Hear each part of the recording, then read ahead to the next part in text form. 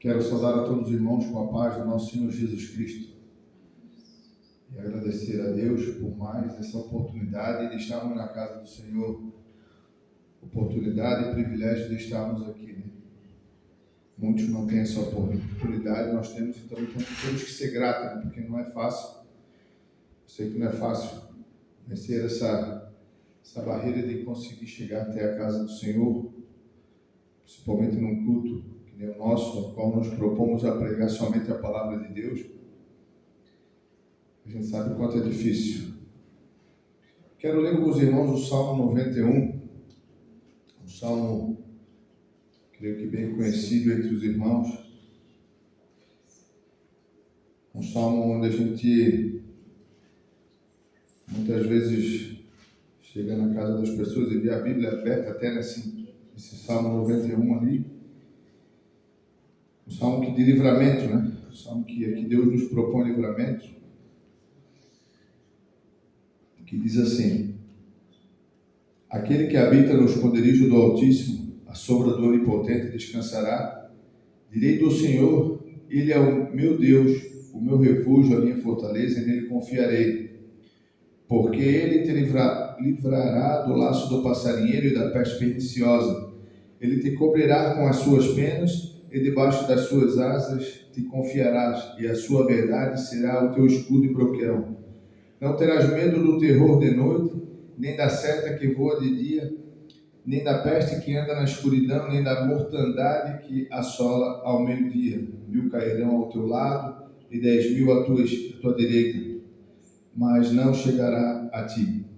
Somente com os teus olhos contemplarás e verás a recompensa dos ímpios, porque tu, ó Senhor, és o meu refúgio.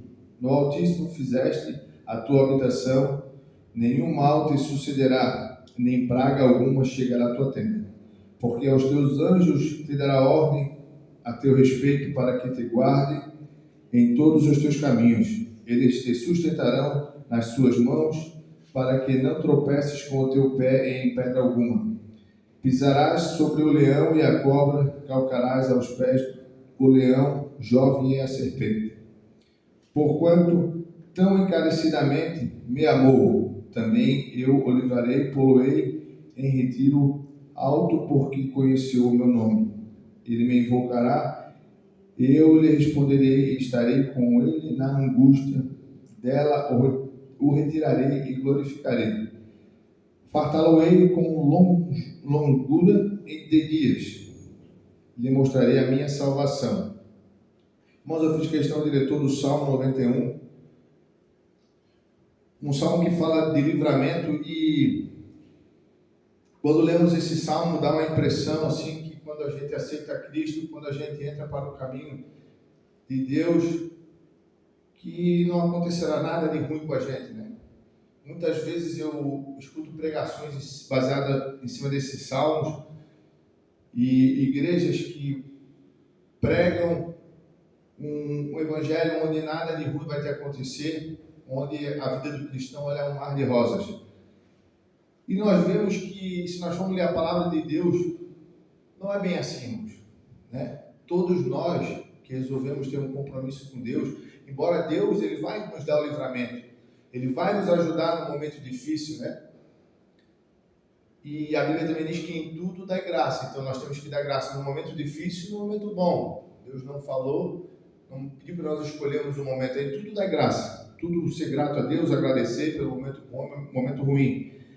Então, a gente se vê pregar uma mensagem desse salmo que muitas vezes o cristão está blindado, eles colocam na cabeça do cristão que ele está blindado e que não vai acontecer nada de ruim. Se nós formos para as Escrituras, quando Jesus falou, tome a sua cruz e me siga, ele já disse que ali seria uma missão difícil, né? Tome a sua cruz, o sinal de madeira, o sinal de maldição, carrega a sua cruz e me siga, renuncia o mundo, os prazeres da carne para me seguir. Jesus falou isso. E se a gente for ver, todos aqueles que quiseram seguir Deus, que quiseram se seguir a Jesus, eles passaram por momentos ruins também, né? O próprio Jesus passou por momentos ruins, momentos de tribulação, momentos onde ele precisou ter fé, acreditar. E o que eu quero dizer com isso? Que as pessoas pregam na igreja um evangelho onde nada de ruim vai acontecer, não são sinceros com os seus fiéis, onde a palavra de Deus ela é clara, por isso que nós temos que ler a palavra do Senhor, porque a palavra do Senhor, que ela nos esclarece o entendimento. A Bíblia diz que por falta de conhecimento meu povo é levado cativo, e conhecimento da palavra de Deus. Por isso é importante, primeiramente, a gente querer conhecer a Deus, e só se conhece a Deus através da palavra dele, só se conhece a Deus através da Bíblia.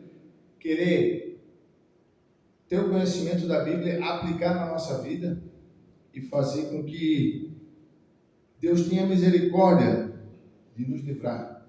Quando a gente estreita o nosso relacionamento com Deus, aquele que habita no esconderijo, aquele que está perto do Senhor, aquele que busca Deus, ele vai ter livramento, mas isso não significa que nós não vamos ter problema. Porque muitas vezes as pessoas acham que o cristão ele não pode passar problema, a vida dele tem que ser perfeita.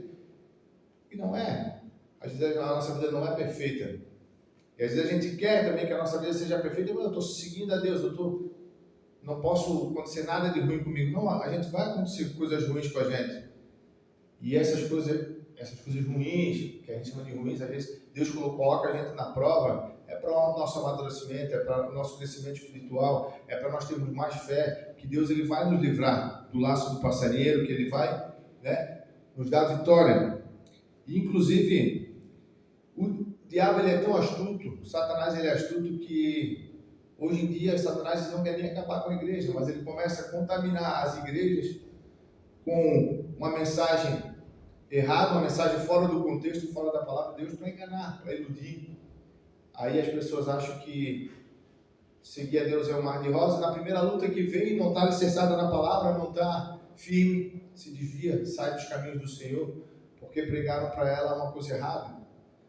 Disseram para ela que a vida dela agora é só mar de rosas, que ela não vai ter luta.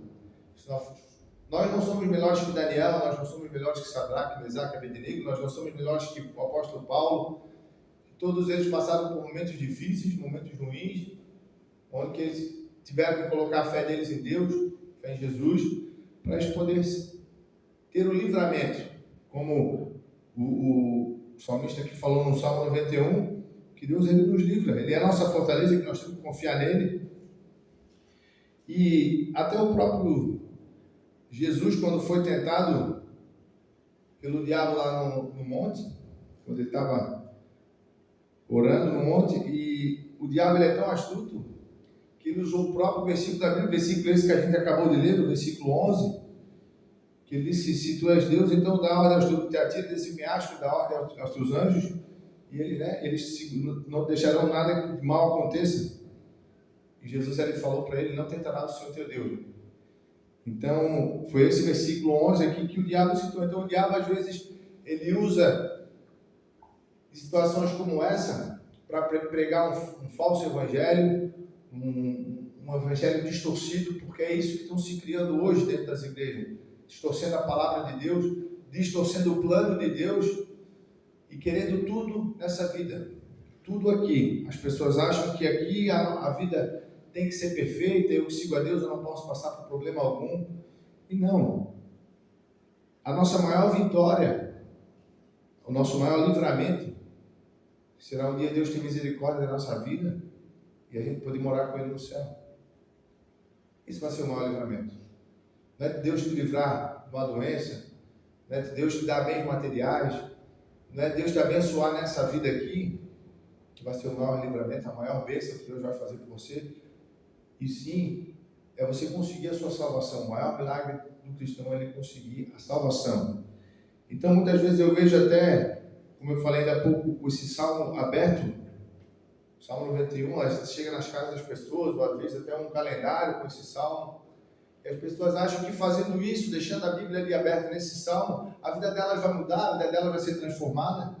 Elas acham que não precisam de ler a Bíblia da primeira à última página, pegam um versículo ou outro versículo ali isolado e acham que vão se aproximar de Deus, que vão ter um conhecimento de Deus simplesmente fazendo isso. E não é isso que a palavra diz. Para a gente conhecer a Deus, conhecer o projeto de Deus, é preciso a gente ler a palavra dele da primeira à última folha. Porque o que Deus quis escrever, Ele escreveu, não é para a gente questionarmos, muitas vezes a gente questiona, fica procurando pelo em ovo sobre a palavra e o projeto de Deus e esquece de querer conhecer, de saber, de entender como que Deus é e o que Ele quer para nós. E criamos o nosso próprio Deus, criamos a nossa própria Bíblia, escolhemos os versículos que nós queremos ler.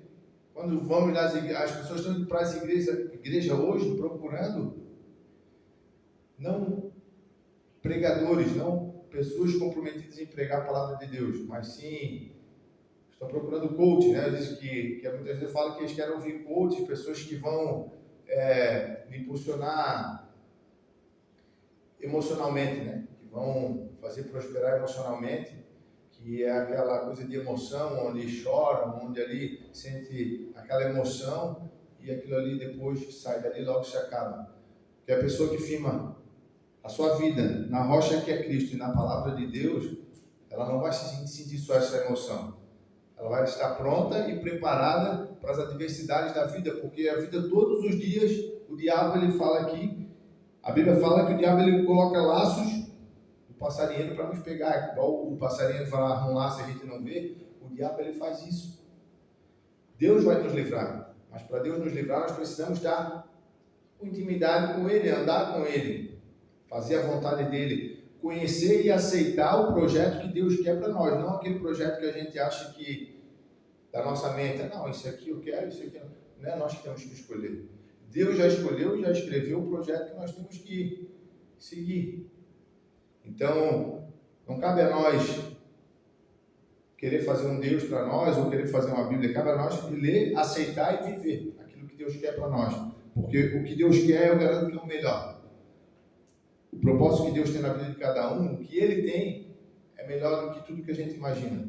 Porque nós, seres humanos, só conseguimos enxergar essa vida, só conseguimos enxergar esse plano aqui, plano material, plano do mundo, mas Deus tem um plano além, né? Deus tem uma eternidade, Deus tem a salvação, a vida eterna, algo difícil de muitas vezes de crermos, de buscar, acreditar e buscar viver. Então, procuramos não somente enxergar essa vida material, mas enxergar um plano após ela, porque é o que Deus quer, né? Ele quer uma vida após essa, que possamos um dia descansar à sombra de Deus, com Ele na glória, que é o mais importante, né? Agradeço essa oportunidade em nome do nosso Senhor Jesus Cristo.